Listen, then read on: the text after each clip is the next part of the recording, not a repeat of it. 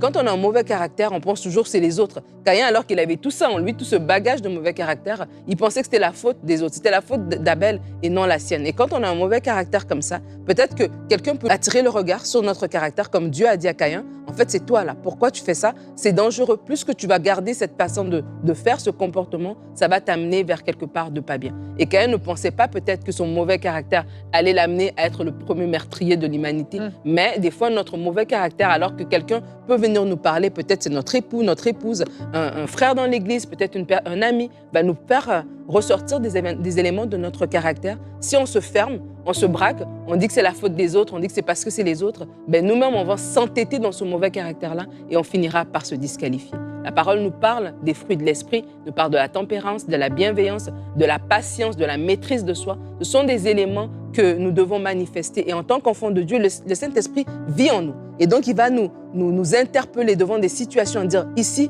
manifeste de la patience, ici, manifeste de la maîtrise de soi. C'est à nous maintenant de collaborer, j'ai envie de dire, avec le Seigneur pour que notre caractère soit transformé parce que notre qualité de vie en dépend. Et on peut être chrétien, né de nouveau, mais on peut avoir une vie vraiment chaotique si notre caractère n'est pas bon. Et vraiment, je veux vous interpeller ce matin à travailler sur votre caractère.